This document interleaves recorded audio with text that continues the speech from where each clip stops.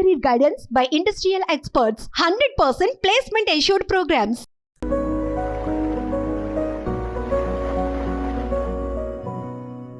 Hi friends, I am Poonima, English and Soft Skills Trainer from Formula Spoken English Institute.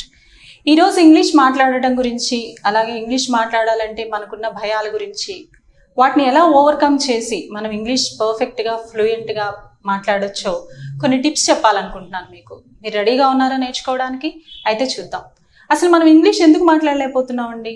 ఒకసారి మిమ్మల్ని మీరు question చేసుకోండి, మీకే answer దొరుకుతుంది.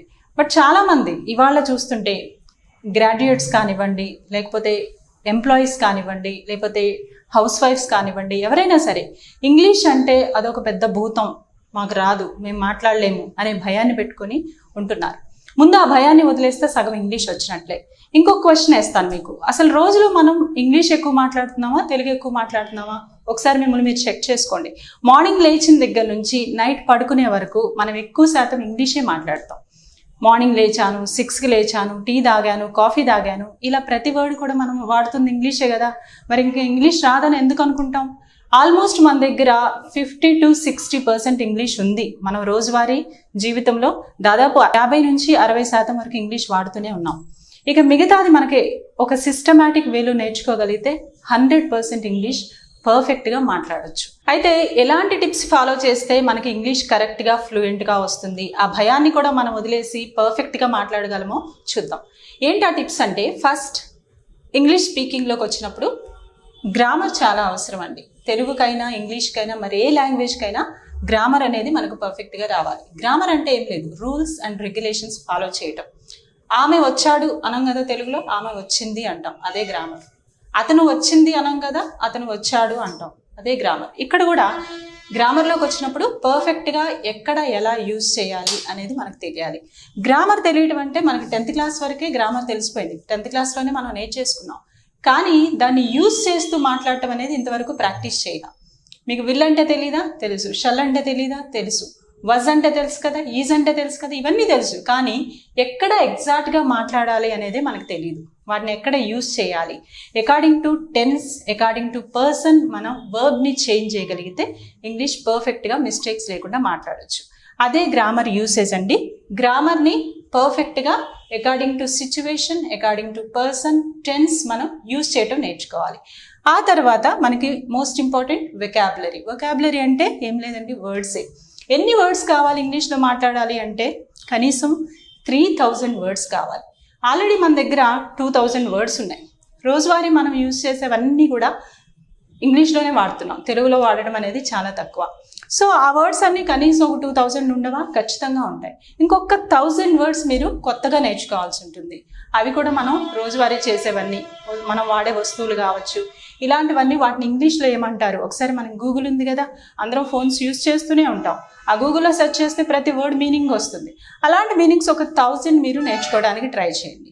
ఇక్కడ గ్రామర్ నేర్చుకుంటూ అలాగే కొన్ని కొత్త కొత్త వర్డ్స్ యాడ్ చేస్తూ వాటిని బేస్ చేసుకొని సెంటెన్స్ని అలాగే క్వశ్చన్ని మనం ఫామ్ చేయగలిగితే ఒక స్టెప్ ఎక్కినట్టే. ఫస్ట్ మళ్ళీ ఒకసారి చెప్పమంటారా? గ్రామర్ని కరెక్ట్గా యూజ్ చేస్తూ, వెకాబులరీ కొత్త కొత్త వర్డ్స్ని యూజ్ చేస్తూ, వాటిని రెండింటిని బేస్ చేసుకుని సెంటెన్స్ని ఫామ్ చేయటం, క్వశ్చన్ని ఫామ్ చేయటం. ఇక్కడ ఇంకొక విషయం ఏంటంటే, మనకి సెంటెన్స్కి క్వశ్చన్కి డిఫరెన్స్ తెలియాలి.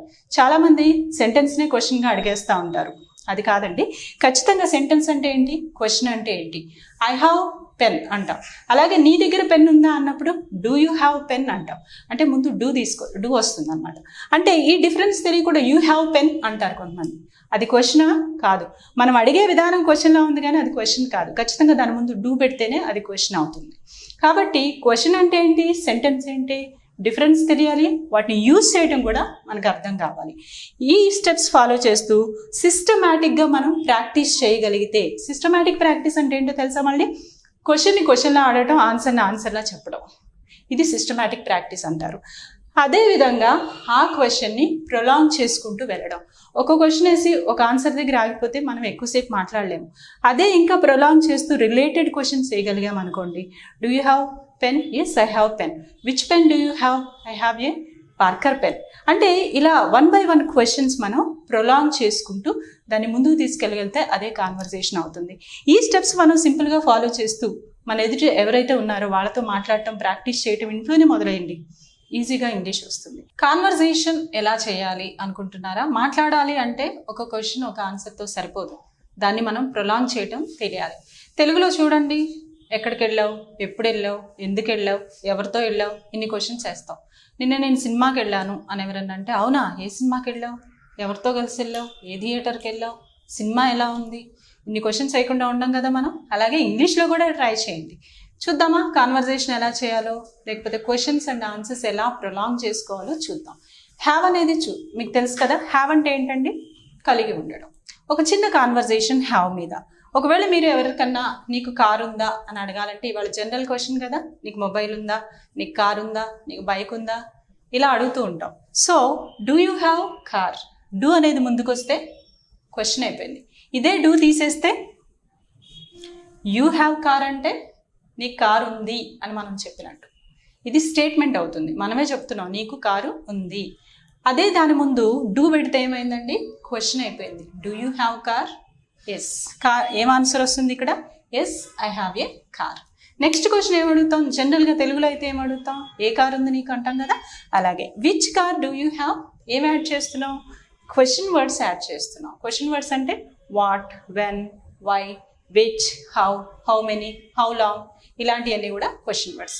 అవి జస్ట్ ముందు ఏ క్వశ్చన్ అయితే ఉందో దాని ముందు యాడ్ చేసుకుంటూ వెళ్తే అదే కాన్వర్సేషన్ అవుతుంది. డూ యూ హ్యావ్ కార్ తర్వాత నెక్స్ట్ క్వశ్చన్ ఏం అడుగుతాం? జనరల్గా తెలుగులో ఫస్ట్ మనం తెలుగులో ఆలోచిద్దాం, తెలుగులో ఊహించుకోండి.